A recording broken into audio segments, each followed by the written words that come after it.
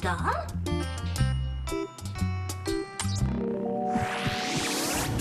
Hello. You cute. This is Robot Girl. We thought you'd like a friend to keep you company.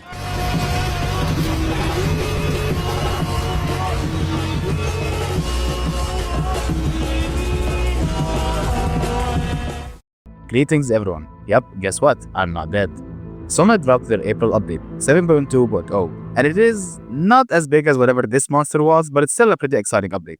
Introducing a new character, the Machina, a new skill for the Swordmaster, another news the Lancet found dead in the ditch, a new co-op skill for the Officer and the Gunner, In addition, we also got 2 new events, 12 new weapon evolutions, improvements to the Forge where you can now favorite weapons and force some merged weapons, a new shortcut in the lobby letting you go wherever you want, which honestly this and the entrance HUD might be the most brain-rotted attention span features that have ever gotten added to Soul Knight. Bro, it's like a few inches away, what?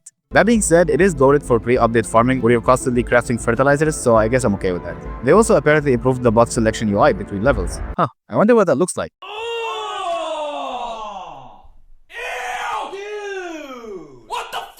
Look, I'm usually positive about new cosmetic changes, but what the hell is that? This is actually disgusting. Like, they did this just to add names to the box? Where's the Control Z in this place?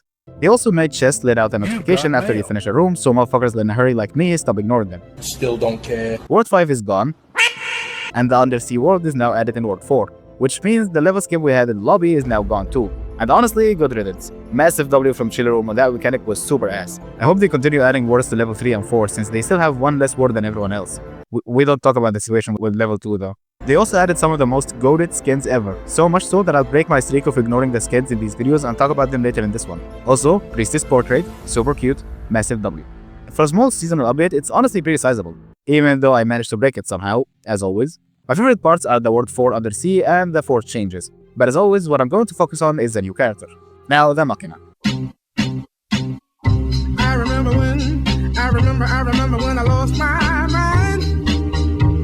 Probably the most interesting new addition since she kinda came out of nowhere too. She was leaked on the Chinese pages, but other than that, I thought we'd be getting more TNT based characters for the second floor. I don't mind it though because I do like her design. She also filled up the last slot in the table upstairs, so that's a W. The community reaction to her, on the other hand,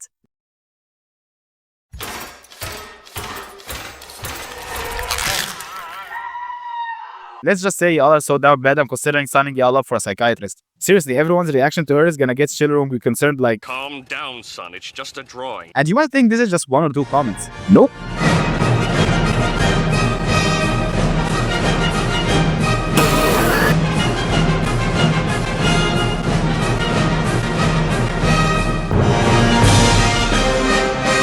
Can't believe a Soul Knight character is going to make me tap the sign for y'all.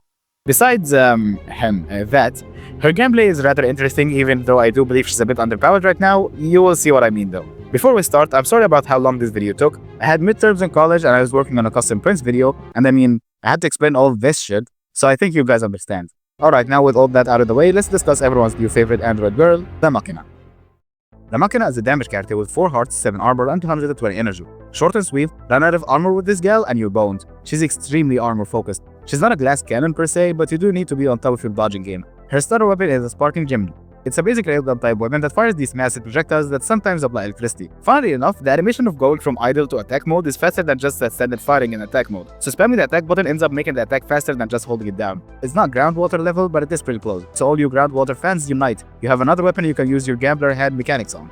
Like the robot starter weapon, this thing turns into drones that follow you around when you put the weapon away, dealing light damage. It's honestly not a bad weapon. It's a bit better than the robots just because of the fire rate, but mostly it's a World 1 exclusive weapon in my opinion. Use it for fun until you find another weapon.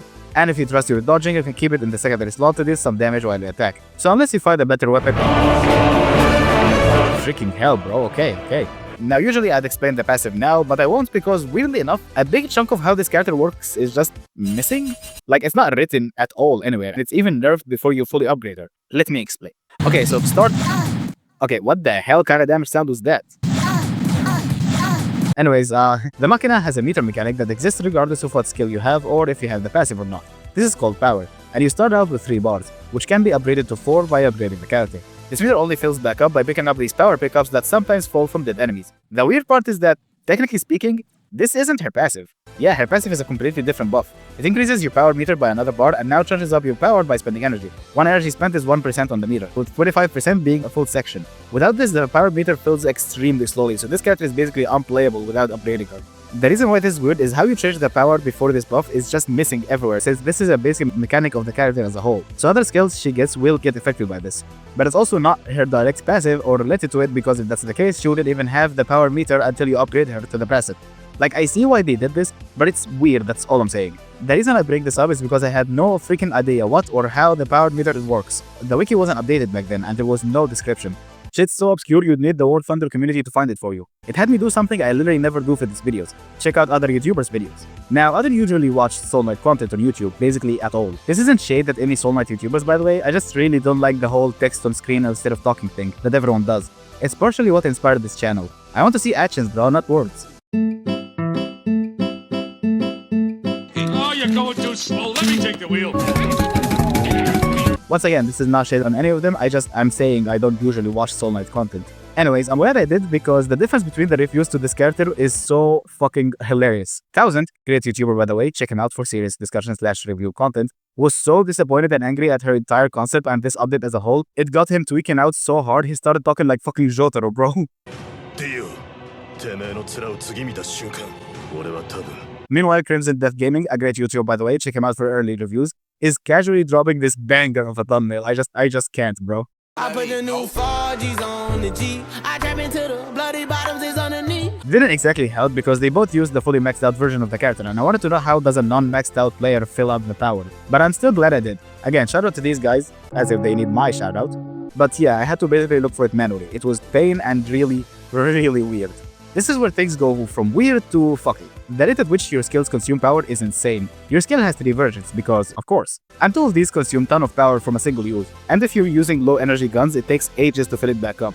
Not to mention that if you don't have her upgraded, you're literally praying to RNG to just give you the drop. Especially since her skill is her only defense too, so you will need to be constantly using it. This means that you need the high energy weapons or the fast rate low energy weapons to charge up power faster. But since you have no energy restoration in your kit, that adds up really quickly and you can run out. And while you do have a version of your skill that doesn't consume power, the moment you go over 1 bar of the power, you have to use one that does. It's odd, but with how easy it is to restore energy in this game, it's not that bad, I guess. So yeah, now that I spent probably too long talking about this fuck-ass passive, I want to say something. She doesn't really have a passive. No, I'm serious. Her passive just dictates what skill she does. It's not a passive. Many characters have a bunch of skills they can access through various means. And if you have a skill on cooldown, these guys still have a passive. This one doesn't. Power does nothing outside of just dictated skill. So yeah, off to a pretty bad start. Let's just move on to her skill. The Machina skill is Iridescent Resonance. Sailor Moon as name aside, is a 3 ability in 1 type skill. The skill changes based on your power level. On 0 power, you fire 3 homing rockets that deal 5 damage each and sometimes apply burn. They can miss, but they also go over walls, so they're consistent. Their damage is pretty, well, ass, but since they're on a 1.5 second cooldown, go over walls, and don't consume any power, they're not the worst thing ever. When you have at least 1 bar of power, your skill changes based on how much you hold. Tap the button to fire the missiles and the projectile in a target direction that pushes back enemies, deletes projectiles, deals consistent damage, and goes in the direction that you dictate with this joystick. No, this doesn't auto-aim, you have to aim it yourself, which does have a ton of upsides, but because of its speed and how fuck all expensive it is, it's really not super practical. Now, any IDT main will tell you that a weapon that constantly pushes back enemies and deals damage is goated, and it is in certain scenarios, but unless your name is the Airbender, skills that rely on group geometry isn't the best thing ever. Honestly, just avoid using it unless I don't have time to use the third skill and I just have to go for a quick sweep. It takes a shit ton of power though, so it's like using an AC in Egypt. If you know, you know. The third skill can be accessed by holding down the button for a second and a half and while having more than a bar of power. In whatever direction you're aiming at, the Machina fires a laser that sweeps the area in a 45-degree angle. It deals damage and absorbs enemy attacks, making itself bigger and more dangerous. Now, funky-ass aiming method aside, this thing has a ton of upsides. The first one being, this deadly laser goes through walls. What? But you can't do this to me. You know how much I sacrificed? Secondly, it is projectiles in a pretty generous area, and the bigger it gets, the more wide the area is. So if you angle it right, this thing can basically ruin any monster's attack. Thirdly, it gets pretty freaking massive. Seriously, it's not damage based. If it eats a damn fruit fly, it grows. It can get insanely huge. It's so glorious. And fourthly, it keeps firing missiles throughout the attack, so you can get a ton of DPS going even without firing your weapon. Now, funnily enough, as much upsides as this thing has, it also has equal amounts of downside, namely the weird-ass aiming mechanic it has. The fact that it fires for where you're aiming is great, but you do have to basically angle and corner yourself to get the most out of it. Enemies are unpredictable, and it gets really hard to keep them at place. They can easily easily get behind you. You might also see a room where the geometry or limited boxes placement is so rough you can't get value out of your beam due to how you have to position. Like seriously, I had to corner myself at the edge of the room just to be safe. Like what the hell, man? I'm not saying this is weak, but like any means, but you basically can't keep it up during all the room. You'll have to move to dodge, and so it will get out of range. Or enemies can just decide they don't feel like spawning near it, which, I mean, well played, but still. Now, the way to get around this is just to cancel it early and using it 1.5 seconds later. Thank God for this thing's short cooldown. But unfortunately, any size growth it had during this duration gets lost when you reset it, so you'll still be dicked over. Another downside this thing has is that it consumes more power the longer it's held on. Not that it just consumes power as it's active, no, it just gets a cost increase as it keeps firing. So you eventually won't be able to keep up and you will be stuck with 3-5 damage missiles as a skill, until you spend 25 energy at least. God help you if you run out of energy in a boss room. You're legitimately fucked harder than the Machina if I put her in a room with Star Ender. Beyond that, the skill is just fine and weird. It takes a lot of positioning to get it going, and what when it does, I mean, it's a little laser that goes through walls and absorbs projectiles. That kinda speaks for itself. I mean, look at the size of this thing. Overall, the Machina's gameplay flow is really odd. Her starter is whatever, you don't really have a passive, and what version of your skill you use seems to be focused more on necessity rather than what you want to use. You use the 0 power skill all the time when you're out because why wouldn't you? And you have to decide between the pre-charging the laser or opting for a quick shot instead depending on how much power you can afford. It's an interesting cycle that, while it's wrong, just doesn't fit a paid character in my opinion. Like this thing costs the same as this shit, by the way. But to be honest, this skill has its moments quite often, so it just lacks consistency. If I were to change anything, I would just make the laser something you can aim manually with a joystick, instead of whatever it has now. It's a paid character, so I think this level of overpower would be fine, honestly. But even with that, I just don't see it being a big problem. Overall, I give her gameplay design a C grade. It has potential, but it tries too hard to be unique. It forgets it needs to be decently functional in a normal way. Again, the Machina isn't bad, she just demands different skills, more akin to positioning than skill usage. And I mean, with some buffs, she literally has no weaknesses, so take that as you will. You just need to be willing to put the time with her.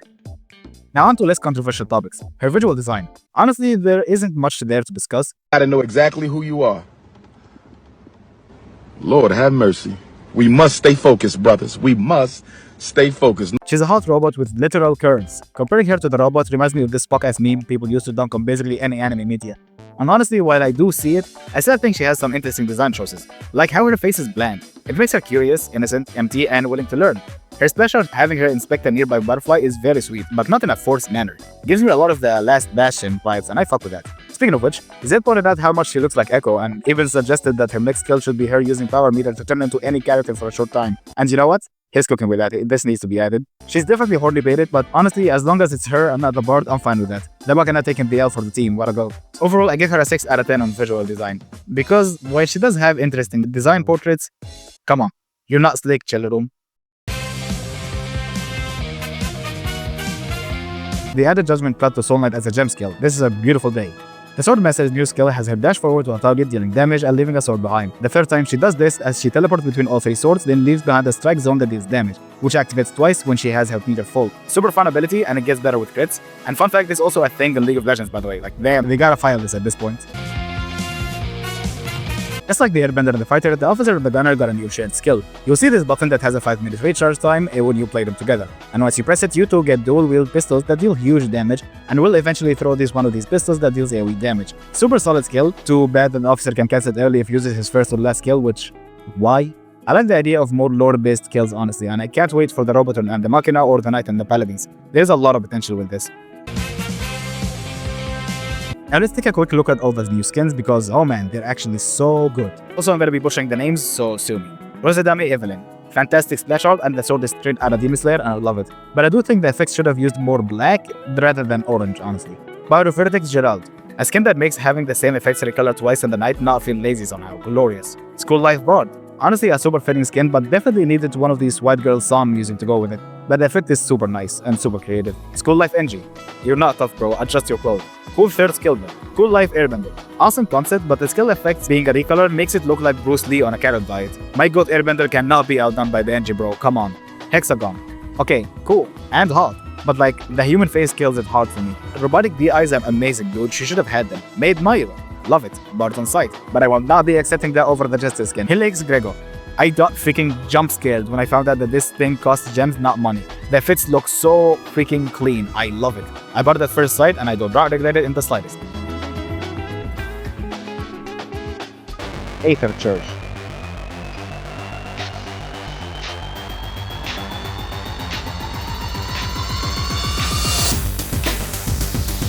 You know, children cooked would even they make a fucking trap edit with badass music on the skins, of the charts quality in both the portraits and the idle animations. Might actually cave in and buy those skins myself. Overall, 7.2.0 is pretty fine. The Machina is interesting and fun, the skins are insane, and the skills are quite intriguing. It doesn't beat 7.0.0 in my opinion, but it does its job as being a small update. I highly recommend trying it out, especially with all the new quality of life changes, and especially the whole Undersea being a World 4 thing. I'm still really happy about that. Now, about the Machina, I'm sure she will be buffed or get insane new skills, Arcane Knight style, but till then she's fine and I recommend her a go, but she's not crazy overpowered or anything. Just try her out with vouchers. But as it stands, the character is pretty interesting, has potential, and I did enjoy myself and, you know, beat badass on my second try, so not the worst thing ever. So overall, I give her a thumbs up. Thanks for watching. Look out for my upcoming custom pins video and consider subscribing to see when it comes out. Give this video a like as it helps me out and encourages me to keep going. Thanks again for watching, see you next time.